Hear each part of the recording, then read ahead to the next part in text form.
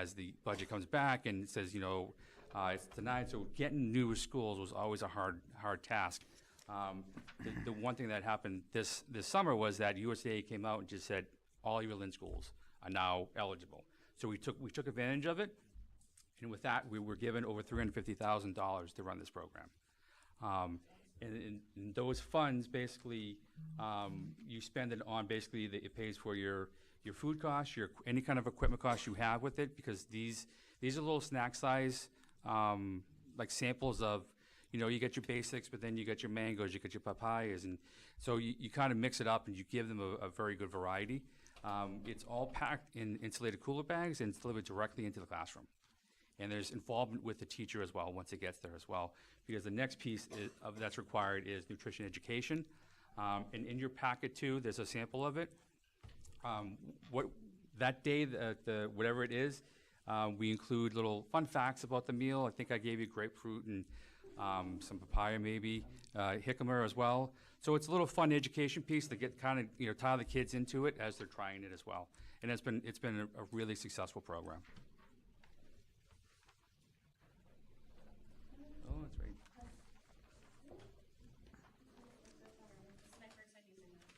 There we go. The next piece, we just wanted to kind of give a snapshot on participation overall in our schools. Not only the elementary, but we give some secondary numbers as well. So this is up until the end of January, since we're into February now, so we had those numbers, so we included it. And as you can see, there is an increase across the board on our average daily participation. These are meals that are sold every day in the schools. So we are climbing in the right direction, and we continue to climb every month. So it's good.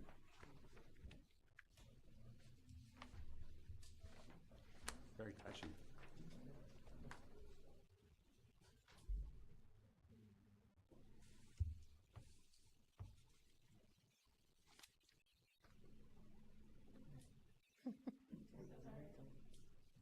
It's temperamental. It's not you. Not you. Well, okay.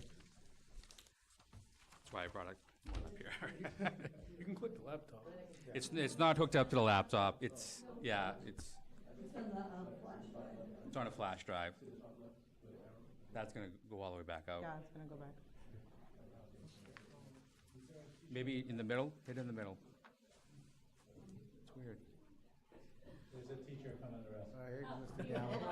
Our compliance officer will make sure we're compliant. Well, we're taking a picture of it, that's why. Oh. Hey, thank you very much. Charlie got it. So our next slide, we just wanted to mention that we also, we got a $25,000 grant for what's called the Northeast Food for Schools. It's a new federal program, a federal grant that came out over the summer as well. We were able to apply for that, and we were granted $25,000. And basically that's just to encourage use of local produce, anything that's local. It says grown or raised within 400 miles. So what we're doing with that is we were able to partner with the Worcester Regional Food Hub for local produce, and they actually go out and they have local farms that they actually get all of their vegetables from and their produce. So we're able to bring that in on a weekly basis, and we serve it in the schools. This week, I think actually either maybe today or yesterday, we did roasted cinnamon butter squash, and that was from Hadley, Mass. So it's directly in Massachusetts. We're bringing it in. We're sharing that with the kids. We're telling them this is where your food is coming from. We're giving them a little feedback on that. So that was a great grant that we're able to take advantage of. Perfect. Real quick, some things that we continue to work on, and we will be working on. What was included here was we do obviously do surveys in our secondary schools. Those are they're a little more comprehensive. They're asking a lot of more questions. We go out with our team as well. We set up in the cafeteria. We encourage them to come on up, give us their feedback. And so we do, again, same thing with the elementary schools. We're out there every month. We're out in the secondary schools every month as well, looking for more feedback. Actually, today we were just at the Marshall Middle School doing our survey. Oh, you can go back. Thank you. Sorry. So What's coming up in March is our National School Breakfast Week, and that's going to be from March 4th to 8th. And what we do is just we promote, obviously, school breakfast, says it's very important. We have fun little activities, especially in our elementary schools, get them interested in, and, making sure that they're, they know that breakfast is available to them every single day. And for those that happen to come in late, we also have our second breakfast program. Anybody that comes in, whether it be on time or late, a breakfast is always available to them. Our next is, I threw some slides up there. That was actually from one of the Lynn Woods, I think, our Mood Boost. Mood Boost and Discovery Kitchen, those are Chartwell's platforms that we use. Just kind of promote something, whether it be a recipe or tasting something. So it's just, the Mood Boost is more geared towards the little kids because it comes with fun characters and whatnot. In Discovery Kitchen, you can see it pretty much looks like a kitchen setup, so it's kind of, our older crowd. And then Leah McFarland, who was our resident dietitian, she's always out and about every time that she can make herself available to do nutrition educations. That happens every week. And then I put our copy of one of our newsletters on there because we do a monthly newsletter, and that's posted on our district website every month. I just happened to post the February one today, actually. So that one, it kind of wraps up our previous month of what we've done, what we're going to be doing the following month, and actually there's a recipe of the month as well that we focus on. That's posted there as well. And that is it. Thank you. And open to any questions. Member Pena, Member Reed. Thank you very much for the presentation. My colleagues and I, we were able to taste some of the foods, and I really appreciate it. It was very cultural, relevant, especially when we have a very diverse community in Lynn. And I like the fact that you have tours and you open them up. I love tasting food, just in case you didn't know. Okay. I got a new partner. We'll be signing up. Also, when the 350,000 grant, it's always good when you bring in money to our schools. I really appreciate that. And also, I was looking at the educational piece here. This is like a sample. I think that's amazing. It's awesome. And you can identify and understand other cultures. And when you have those conversations, it makes you, culturally competent, and understanding other cultures and growing together, And I have a question. Are you able to predict or be able to put out a menu for some of the parents ahead of time? I'm sorry? Are you able to put out a menu ahead of time? So our menus come out usually we try it about 15 days or sometimes it'll be a month, but usually 15 days before. About a 2-week month? Okay, in advance. Because I get a lot of calls sometimes. They don't know what's going to be served, and people just people ask questions, and a lot of constituents and students. And I just want to talk about the $25,000 grant is excellent, especially when they're able to use our local resources, which is always great, and working together locally. This is awesome, man. I really appreciate the presentation. It was very well informed, very transparent, and I'll be looking forward to go up there. Get a tour. Member Pena, Dominicano, I appreciate the rice. the menu's online too. Kev, what's it under? It's on our website. We promote the monthly menu. Yep, right? it's actually on our the website. So if you go to LPS District website under the Food Service Department, there is a link. One of the tabs is for menus. Yeah, so you update every 2 weeks, or you can every couple It's monthly, so yeah, it's it's probably monthly.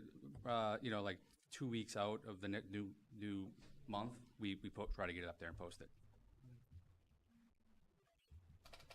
Member Reed. Very much. Member Gately. Yep. I was going to make the same joke as Lenny, so I'm glad you included me in yours, so I don't have to make it again. I do like to eat. I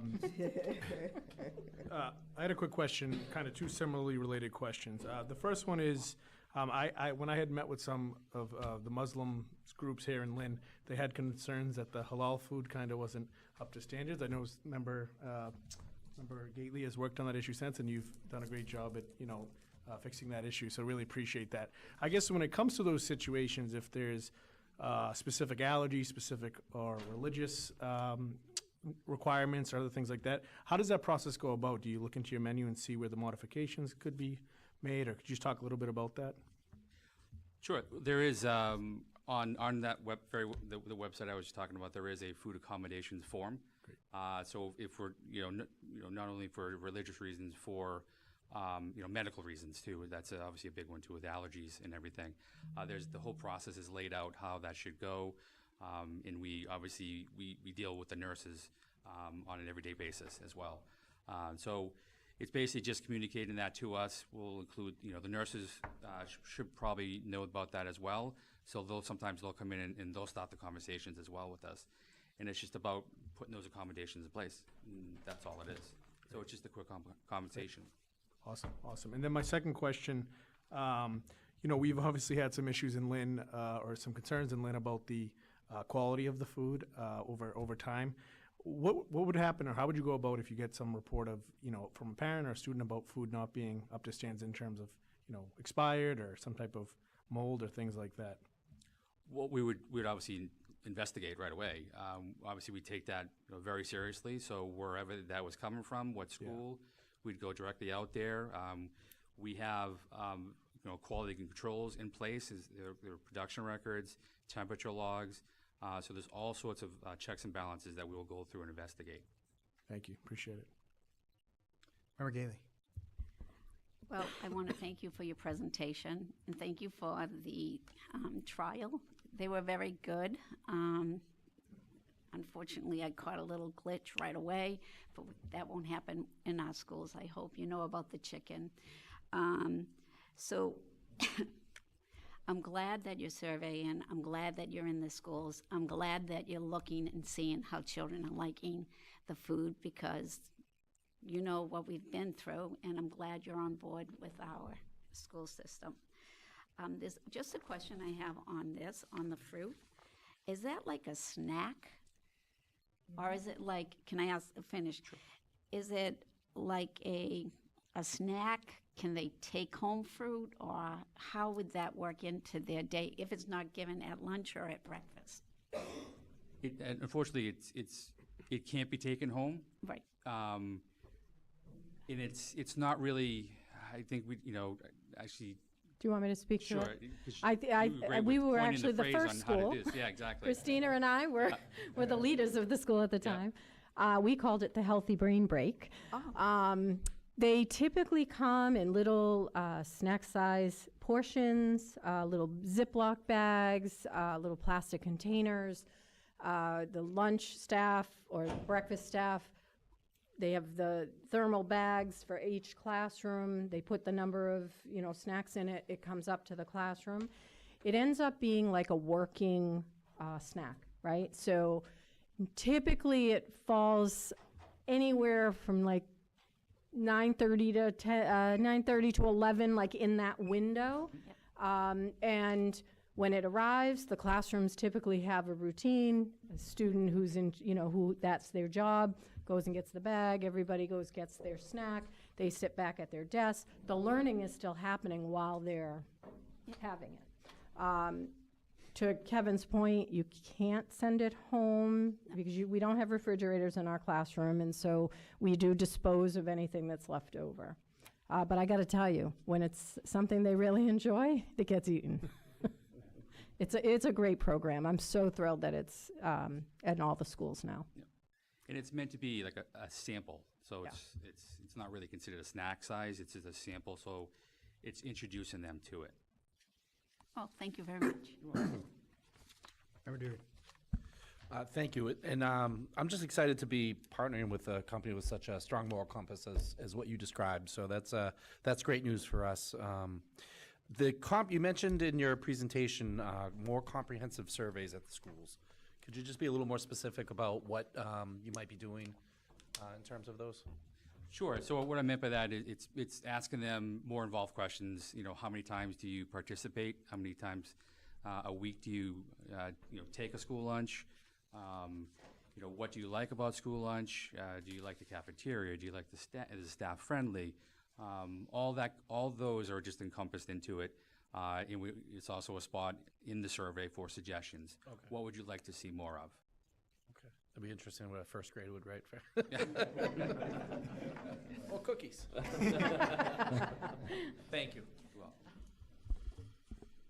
Wonderful. Well, thank you so much for the presentation, for all the work and thought that goes into this, and also to all of our students for sharing their feedback. I know that you all take that very seriously, and we need them to do it in order to act on it. So appreciate that, and I would highly recommend the tour. Thank you very much. Thank you. Thank you. Thank you. Thank you. Let Anna know I'll be up there.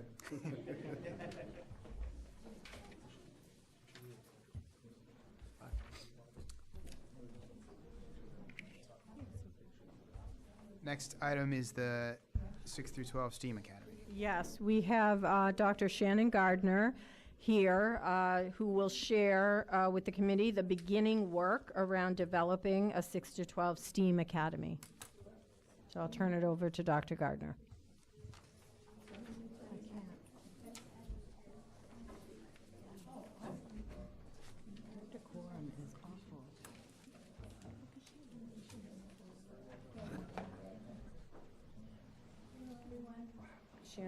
Shannon, I definitely need that mic. I've been told to speak up. Okay. So this presentation is about a Lynn STEAM Academy that is in the design phase, designing for a 24/25 launch. And the slash is there because we don't know if we can open in 2024. Okay, so Lynn Public Schools is designing the Lynn STEAM Academy, and that's not necessarily going to be the name, for secondary grades with the projected opening in the fall of 2024 with the possibility of fall of 2025. We're exploring the Fecto Leary facility as a potential site for this academy, given that we have currently under 100 students there and have the potential for 800 student seats. This is planned to be a school for all and a model of 21st century learning. LPS has contracted the Center of Arts and Scholarship as project facilitators to support school leaders, faculty, staff, students, parents, and community members in the design of the STEAM school. This school will have a robust STEAM program with careful attention in the design process to the specific needs of multilingual learners and special education students within the STEAM context. The timeline for the project is January through May, with 12 design sessions leading to the launch. So it's already underway, which I'll explain more. Our expert consultants that are working with us are Professor Linda Nathan of Harvard University and the founder of Boston Arts Academy, Professor Beth Bolero of Mass College of Art, who's also a visual artist, Professor Brian Gravel, Director of Elementary STEAM Education at Tufts University and recognized STEAM expert, Caitlin Doobie, Organizational and Programmatic Design expert, and Ramiro Gonzalez, a STEAM consultant and science educator who formerly taught at Boston Academy of the Arts. The design team is working in phases. We began the work with the following team to represent the instructional departments in LPS and principals of schools in close proximity to the Fecto Leary facility. So you can see there, we have Principal Julie Loof, Principal Anthony Fry, Lisa Cullivan from Covet. We have various members of the curriculum department, Amanda Campbell of MLE, Bobby Bishop of DEI, Deputy Molly Cohen, Deputy Marisol Goris. I don't want to leave anyone out, but you can see it's a big list, and the attempt here was to make sure that we have representation there for people who have to think about all of the instructional elements, the design elements of the school. Phase 2 is to widen the circle, and in some of our first activities, we spent some time saying who's not here, who needs to be here, who really needs to be part of the development of the school and have a say in the development of the school. So that includes current Lynn teachers, and specifically we want to say that we're hoping we can have a representative from the Fecto Leary third floor program, an LTU leader, students, parents, and guardians, local community organizations, LPAC parents, higher ed partners, Salem State, North Shore Community College, Tufts, and Mass Arts Organization, the Lynn Cultural District, Raw Arts, Lynn Arts, Peabody Essex Museum, and also recent alumni in STEAM fields. We're not limited to this list in terms of the community partners and educational partners that I listed, but those are ones that were discussed in the group.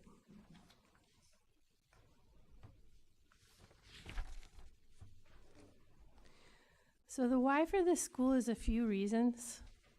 We have high schools that are oversubscribed, and we want to utilize our space to the best of our ability to mitigate this overcrowding. And this is a problem that for which a solution is a long time coming. While we do that, we want to be thoughtful and thorough in the design process so that we're creating valuable opportunities for students in LPS. STEM programming with arts education in the center is innovative programming, and we have an exciting chance and opportunity to work with educational experts, educational partners, students, teachers, everyone I mentioned. And another important factor is that the workforce needs that are projected in Massachusetts. So according to mass.gov, 21% of the total Massachusetts workforce is employed by a STEM industry. This is higher than the nation's average, which is 14%. Adjusted for population, Massachusetts has more demands for STEM jobs than almost every other state. Based on projections to 2028, the number of STEM jobs is expected to increase by 7.2, accounting for 40% of the total expected employment growth in the Commonwealth. The STEAM school will help us increase access to STEM jobs for our student population, who are the workforce of tomorrow. We're already working hard on several fronts to increase career readiness and college degree attainment. A well-designed STEAM academy will give rise to even more opportunity, access, and ultimately participation in STEAM careers, because we really need exciting educational programs to spark interest in those fields.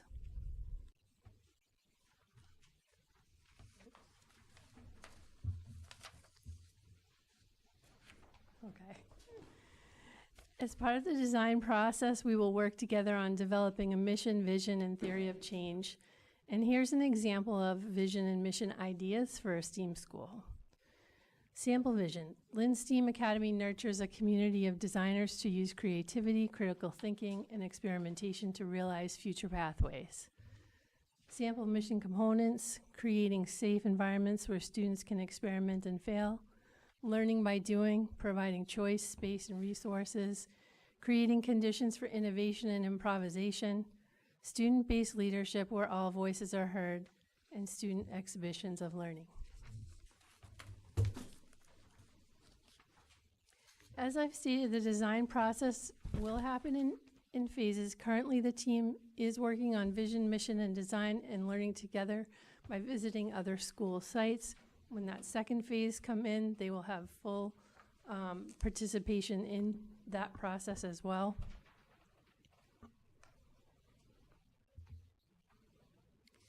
To give you just a window into our recent visit to Boston Arts Academy, I want to share that it was a beautiful facility. You can see from this picture a music room that overlooks Fenway Park. It was stunning to see all the dedicated spaces to music, art, and design. However, the people who are working with us, including the founder of Boston Arts Academy, shared with us that that facility is new, and that they said years and years ago it didn't start that way. They started in an older building with a dream, and that was really encouraging for our team to hear.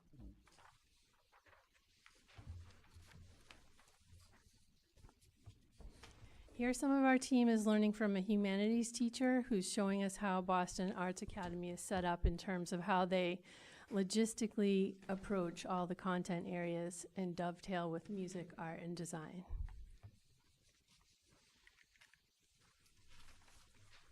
We toured an exhibition space where students display their work and give and receive critiques. This particular piece you see in the photo explores the themes of being paranoid and hopelessness. The student includes drawings of a figure in goggles and labels of different moods. The student has done also in that piece is a creative rewriting of The Raven, an Edgar Allan Poe poem that captures the themes the student is exploring. And lastly, the student has developed a typography which shows the letters as being organic and thorny, also in keeping with the intended themes. This one example I'm showing you captures so much about what we are learning about what can happen when you put arts in the center of STEM education. There is so much creativity and expression coming forth in the student work that we saw in the school that married more than one content area. Students we spoke to at the school said they felt like they were in a school where they belonged and they were respected for their uniqueness. This is very moving to our team, and we can see things that are very important for each department to know about in co-creating a school with students at the heart of the design. Coming to the conclusion of my update, we look forward to expanding our team to include Phase 2 members in the coming weeks. Our hope is to learn together in the process and create something together that becomes an amazing learning center for students. I'm personally very excited about the process and am impressed that Dr. Alvarez has brought us together with experts who share fresh perspectives and valuable knowledge. I will share one last thought. Our consultant most recently shared a PBS article with us titled, "How Can We Bring Creativity and Imagination Back in the Classroom?" Describing the notion that though we think of ourselves as being part of the information age, all the technological changes that have occurred has ushered in greater possibilities for creativity and even greater changes. And they say we are moving into the imagination age. Our work of today in education is acknowledging that and bringing creativity and imagination forward in our designs. STEAM design work inspires us to remember that creativity and imagination are vital to students in their thinking and learning process. I think that's a great thought, and I'm very happy to be a part of this exciting work for LPS. Thank you. Thank you. Okay, Lead Member Satterwhite, go down the line. Looks like everybody. All right. Well, with my background in science education and spending, I think, 5 years teaching Introduction to Engineering Design, CAD drawing, and knowing that in 2013 was when STEAM first came into view, adding arts to STEM was 10 years ago, 11. I am so thrilled that we are moving forward with this. I have seen firsthand students that when you guide their education, when you help their education, they grow leaps and bounds. Not everybody in a classroom starts at the same spot, and every educator in the state of Massachusetts knows that some people are not way up here and some people are not way down there. It's a balancing act for an educator in a classroom. And I'm thrilled, and I know Dr. Alvarez knows that I'm thrilled to see that this is happening. I look forward to what we may see someday in Lynn Public Schools. It has been a vision that I had, as you know, Dr. Gardner, with video games. I aligned. My master's thesis was on video games aligned to the biology standards, and I'm thrilled, and thank you very much. And I know that we may not get everything done all at once, like Dr. Alvarez's vision. I know everything is predicated on, can we get this building, what's happening here, so it's all staggered. But the bottom line is we're moving in the right direction, and thank you for this presentation. Thank you. Thank you. Member Satterwhite. So I just have a quick question on, I know that this program is 6 through 12. What's the plan to incorporate this in early education? Is there are we going to be maybe setting a track for students to like move forward towards the program? So one thing Dr. Alvarez says a lot to us is that we have to determine the progressions. So she's talking about, you know, we're creating kind of from the secondary back on some of these things. And so what is the progression? So that's very much in the forefront of her thoughts and what she says to us. And so I believe that that is going to be coming forward as part of the design. You know, if you have these students that, what she says is, you know, we're going to have students that are immersed in STEAM. They're going to be going on to all these different kinds of opportunities. So we want them, one of the things she has said is we want them reading music at a certain grade level, you know, so that they're ready for these opportunities. Got it. Thank you. Thank you, Dr. Gardner, for this. And, you know, I think we all know that our pathways and it need some updating. So this is great stuff, and appreciate your commitment to innovation, your team's commitment to innovation, as always. I guess my question or my concerns is kind of maybe outside your purview, but do we know where this is going physically? The school itself, we are looking at the Fecto-Larry site. Yeah, that's because I think it changed from our first presentation to this one. So I just wanted to make clear so people understand that Fecto is being considered for this. Yeah. Okay, I just think there's concerns, and I've gotten a lot of calls and emails and passed by conversations in the last few weeks where people kind of just feel in the dark because this is kind of a huge undertaking for, you know, Fecto is not in the best condition, especially when it comes to, so I just hope we can get some more communication on the physical infrastructure and logistical side of it, because there's 90 kids there now and everything with that. So I know that Dr. Alvarez has a plan a communication plan. I mean, we have a lot of moving parts right now, and everything is a process that like requires approvals along the way. domino effect. I get it. Right, Yeah. and so your point is valid. Yeah. People need to hear, need to be able to give input, need to be able to ask questions. And Yeah. so when we think about all the different projects that Yeah. are happening, or, you know, that are in the plans to happen, that needs to happen, and there is a plan to do that. Okay, thank you. I appreciate that. Member Pena. Thank you, Dr. Gardner. Thank you for the I appreciate the presentation. I want to thank everyone involved, all the stakeholders involved. You mentioned all the people involved, and that was just a great representation of what our district is. And I just want to really take the time to thank everyone who's involved, trying to get, move us forward, and you said the number you said you might be able, when this is done, you might accommodate about 800 students. Is that what it was? Up to about 800? That's kind of a max seat count. There's been more than that in that building at one time. Yeah. I'm fully aware of And that. so we're just noting that there's a lot of space utilization needs to be looked at.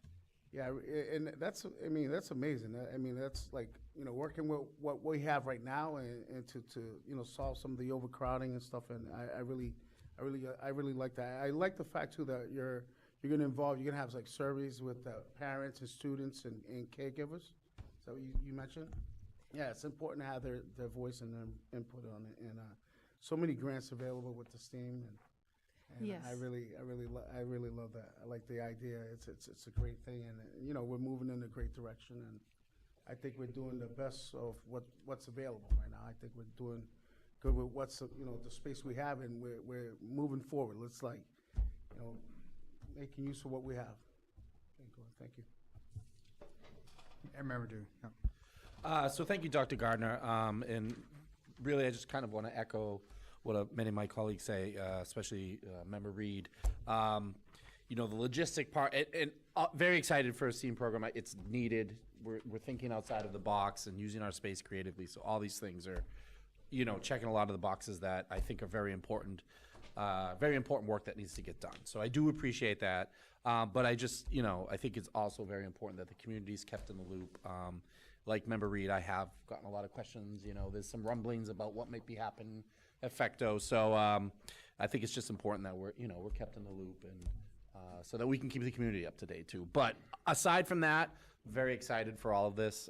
You know, I think it's a great opportunity for us to, like I said, use our space creatively and, you know, present something for our students that's going to bring them into the future. So appreciate all the work that's gone into it.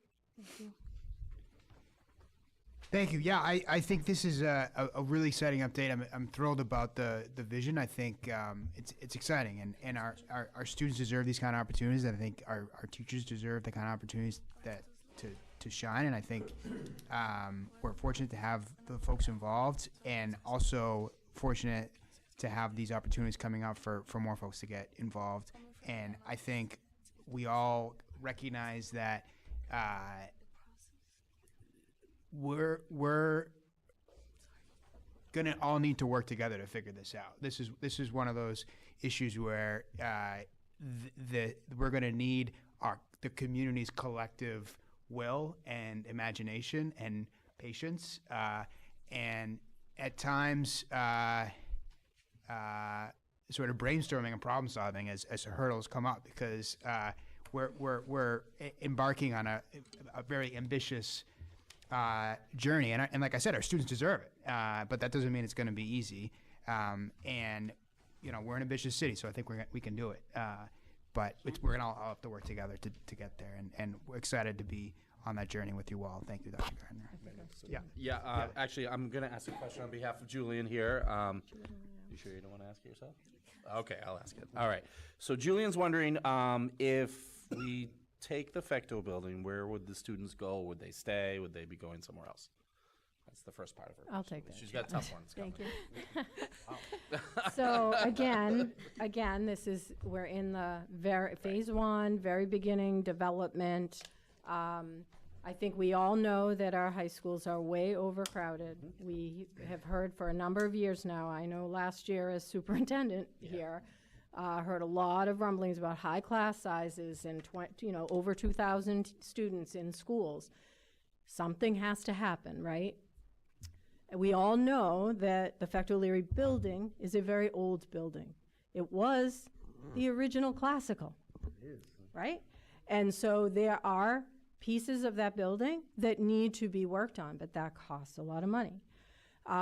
Dr. Alvarez has thought through, there's only so many moving parts and places that make sense for students to be moved to. And so right now, there is a consideration, no final decision has been made, that we want to give the alternative high school students opportunities that they don't currently have in the Fecto building. So if they moved, let's say, to the LVTI Annex, they now have access to vocational programming and develop a skill that then gets them into a job set, right, or a workforce. So there's a lot of moving parts there.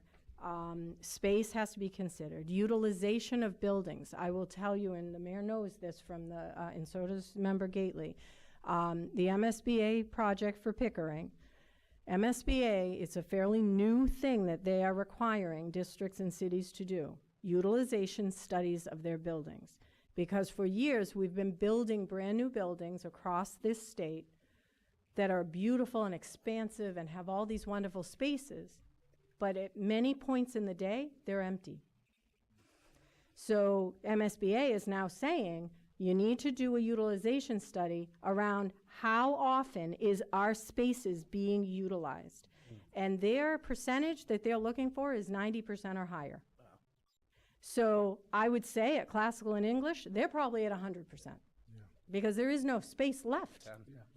Every room, every space is being used every moment of the day.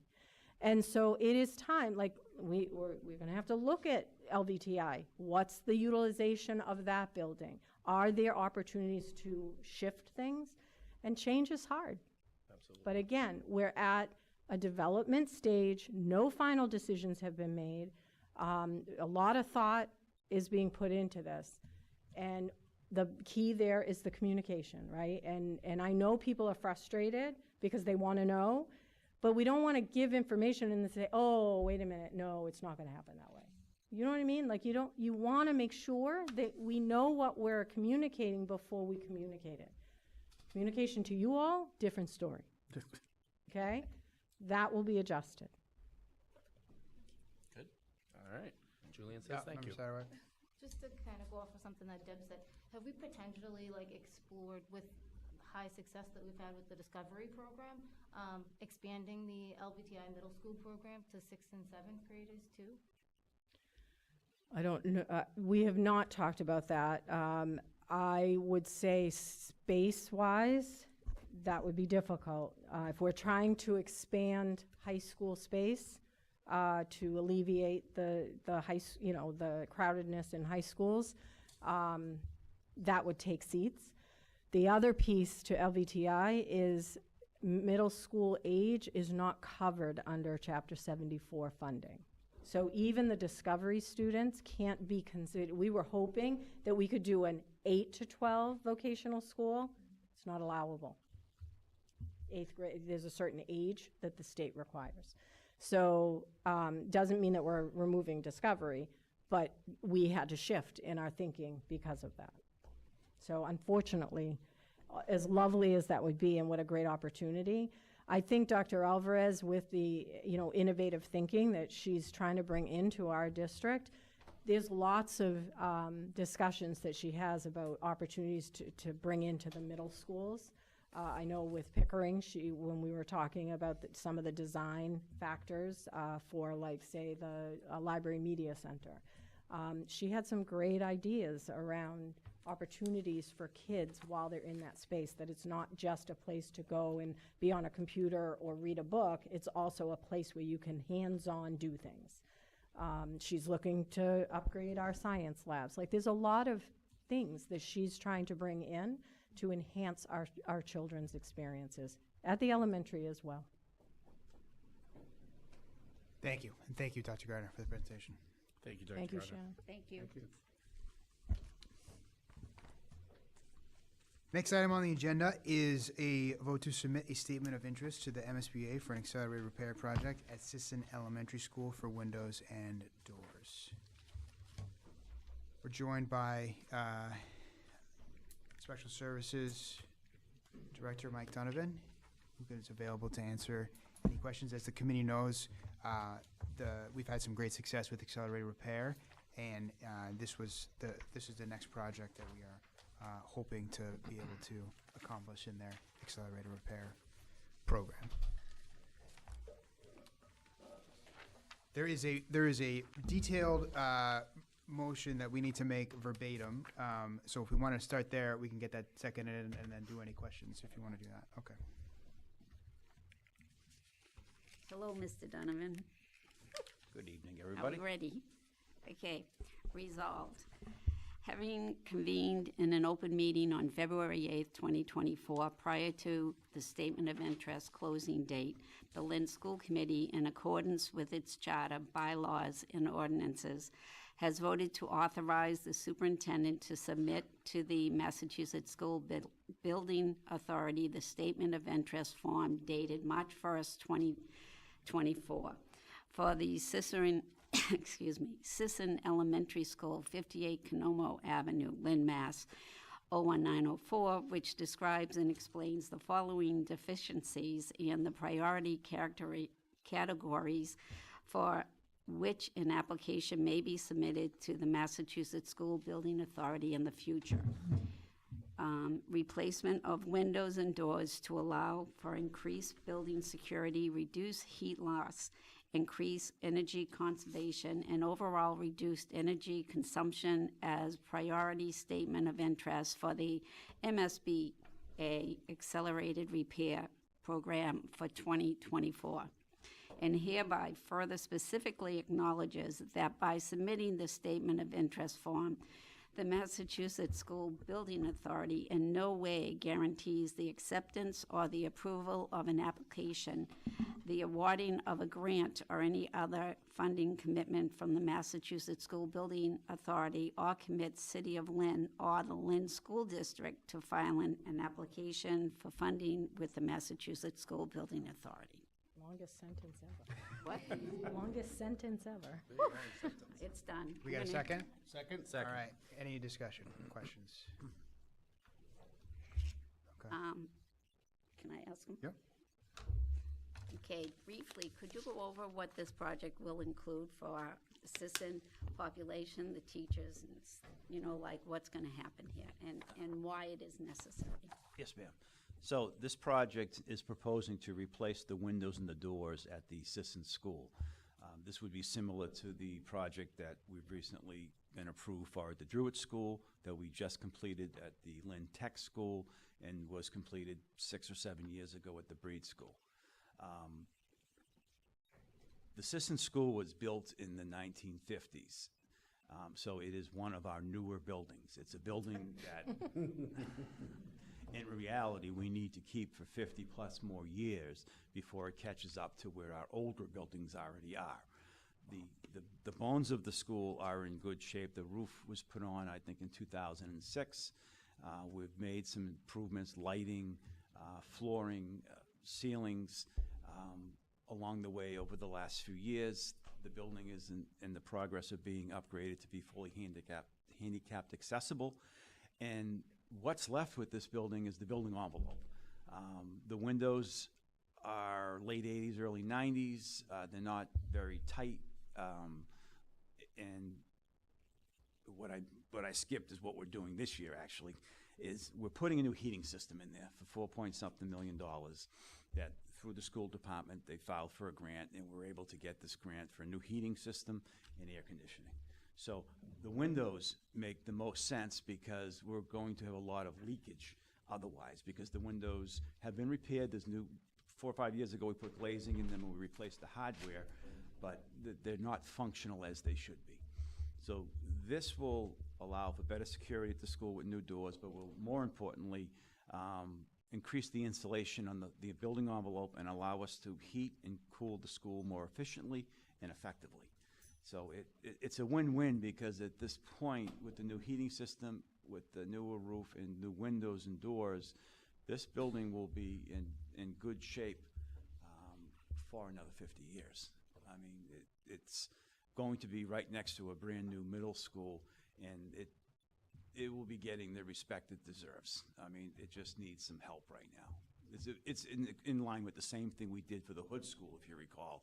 Yeah. New roof, new windows, new doors, new heating system, and that school was a 1962 school, is good for another 50-plus years. We're just gonna take a quick recess? Yeah, Yep. quick Quick recess. recess. Yep. Thank you. Something just came up. Thank you. Quick recess. Thank you.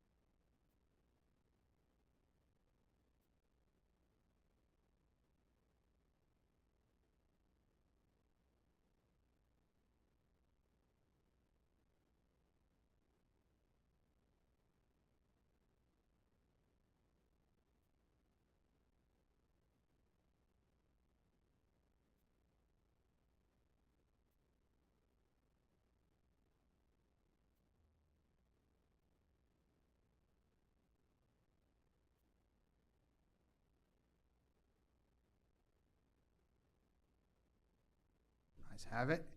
Thank you to Wilbur Tracy, Meadow Farms, Harrington Trophies, and miscellaneous.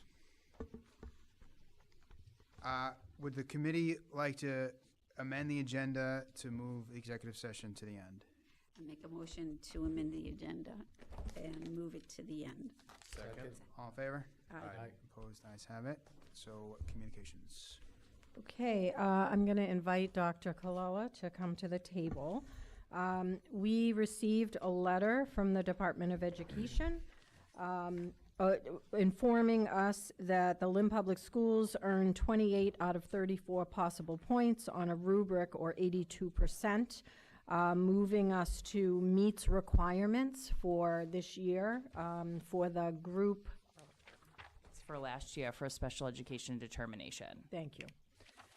So we just wanted to make you aware of it. I don't know if Dr. Colella, if you want to share some of the points that the department shared. I don't know if you have any questions on any of the rubric items, but if you look at the special education state performance, annual performance report indicator 3, that is based on grade 8 MCAS scores for school year 22-23, and they look at the difference in scaled score between the subgroup for students with disabilities and all students, and we received full rubric points for that. And further down under compliance, because we did not have identification of non-compliance for anything under the special education indicators, we also received full rubric points for that. Any questions? Yep, Member Gately. Christina, between you and Oscar, we are now in compliance in some areas of special ed, and I can't thank you enough, and I can't wait till we're completely, and we get all our circuit breaker money. Thank you. Thank you. We're very much looking forward to that, and it's certainly a team effort, and we're lucky to have everyone working together on the team. And I can't thank you enough. Member Pena. Thank you, Dr. Colella. Appreciate the work, and now that we're compliant, and your whole staff, your team, and looking forward to see go up, above these measures. Looking forward to moving in that direction and probably getting some reimbursement. Absolutely. Thank you so much. Thank you, Dr. Colella. Thank you so much. Thank you. And can I go on? Yep. I'm going to invite Mr. Gallo up, Attorney Gallo. Charlie has been very, very busy with lots of other groups of teams that are working diligently to look at some of our policies and just have discussions around them. So I'm going to turn it over to Charlie Gallo and let him share and give you an update on the different committees that we have going on right now. Thank you. So good evening, members of the administration, Mayor Nicholson, and school committee members. For the record, Charlie Gallo, Lynn Public Schools Compliance Officer. I believe you have in your packet correspondence, and I'll just sort of run through that with you today. But as Ms. Ruggiero said, things have been very busy. I think first I want to congratulate and highlight all the work that's been done by the policy subcommittees over the last few years, first under the leadership of Mayor Nicholson when he was then policy subcommittee chair, and currently under the leadership of Chairperson Dugan. So the policy manual is the most up-to-date it's been in many years. We have parsed out policy from procedure throughout, with a couple of areas that the superintendent is looking to address, and also a couple of unfinished items, so I'll go over those now. The first is policy IKF, which is graduation requirements. This, you may recall, was put on hold in December 2023 in order to allow some collaboration with the curriculum department. Since that time, that collaboration has occurred, and I want to inform the committee and subcommittee specifically that IKF could be visited and may be ripe to be visited soon. Okay. The former IKF talks about a minimum of 25 credits in each year of one's 4 years of high school, which is a real limitation. The new IKF that you'll see in the future proposes that we have an overall credit structure that aligns to Mass Common Core. And the idea there is that will allow us to provide more creative programming, alternative pathways to graduation, looking at students' age and background. And so that's an important one to consider soon if the committee is willing. In addition, Dorothy Presser left me with a tidbit on her policy BEDH, which is public participation at school committee meetings, and if the committee should have an appetite for it, a combining of that with your current open mic policy. So I'll pause there and then talk briefly about the other policy committees we have going to see if there are any questions at all. We're good. All right. So that our policies evolve with the times and don't become outdated, I've been asked by Dr. Alvarez to convene committees on 4 policy areas. One is the attendance policy. The second is the maximum age of school admission and maximum age of attendance policy. The third is the dress code. And the fourth is grading. The grading policy is actually been rejected. It was dated 1989. It's been revoked as a procedure, not policy item, so it's a function of putting that together. And the other 3 policies are policies that really need to evolve over time. Your letter includes, and I won't list them all, but a number of individuals who are active on these committees. And I also want to note that student voice is part of this through the cabinet. Deb, Ms. Ruggiero, Ms. Goris, and Bobby Bishop convened on dress code specifically with the student cabinet yesterday, and the teacher cabinet will be, of course, brought into the discussion as well. All throughout, I'm in touch with the mayor's office, in touch with Chairperson Dugan, and Mary Jules and I work very closely together always as well. Happy to answer any questions with all that being said. Member Reed. I don't know if this is a question for you, Attorney Gallo, or who it's a question for, but is this kind of standard practice to do an overview, a huge overview, or could you, over time do smaller updates? Is this common practice across different districts? Yeah, I think that so Lynn Public Schools had, prior to this large overhaul, about 400 policy documents. And so I think we were sort of behind the 8 ball, as it were, in terms of doing periodic reviews. We've caught up to that, and now we're highlighting those few that should be looked at more often. But I hope not to have another policy dated 1989, next time I'm here. Thank you. Appreciate it. Yeah. Of course. Thank you to everyone involved. It's a large effort and important issue, so we appreciate everyone's work on that. Thank you, Attorney Gallo. Thank you. Good evening to all. Thank Forward you. to our work. All right, that brings us to a request for executive session. If someone could read that full line there in the motion. Request an executive session to discuss strategies with respect to collective bargaining relative to Lynn School Administrators Association. And this, do I go on? The discussion of these matters, which involve strategy in an open meeting, may have a detrimental effect on and compromise the bargaining position of the public. Is there a second? Second. Roll call, please. Member Castellanos, absent. Member Dugan? Yes. Member Gately? Yes. Member Pena? Yes. Member Reed? Yes. Member Satterwhite? Yes. Mayor Nicholson? Yes.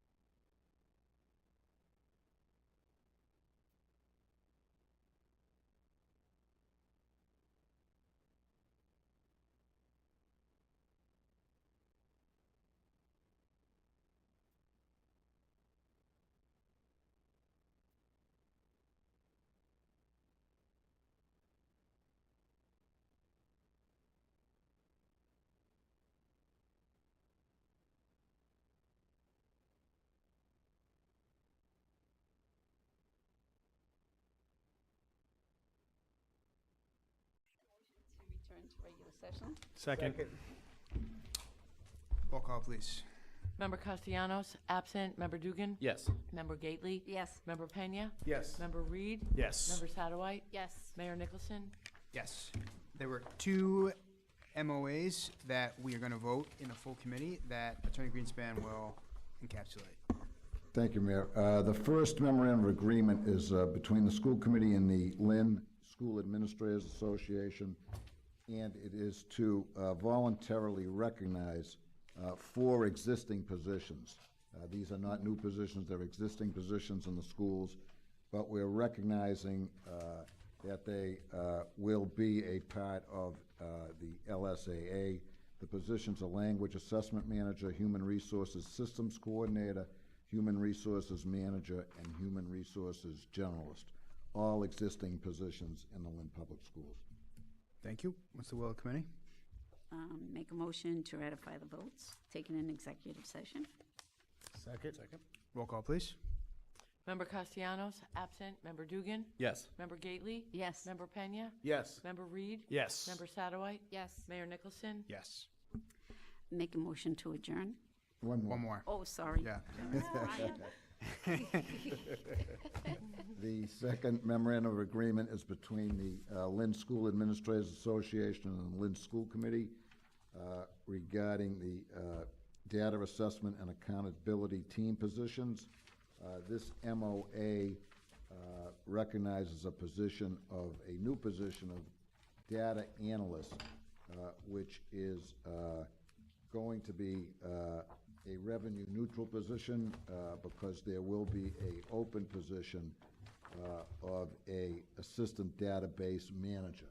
So this position will not increase, won't have a budgetary impact for this year, and doesn't have to for next year either, unless the committee changes its mind in filling an unfilled position in LSAA. And it also changes some of the job description qualifications of the current Assistant Director of Data Assessment and Accountability. Thank you. What's the will of the committee? Make a motion to accept the votes that were taken in executive session. Second. Roll call, please. Member Castellanos, absent. Member Dugan? Yes. Member Gately? Yes. Member Pena? Yes. Member Reed? Yes. Member Satterwhite? Yes. Mayor Nicholson? Yes. Member Gately, do we have any further business? Let me see. No, make a motion to adjourn. Second. All in favor? Aye. Adjourned. Buenas noches. Night, everybody.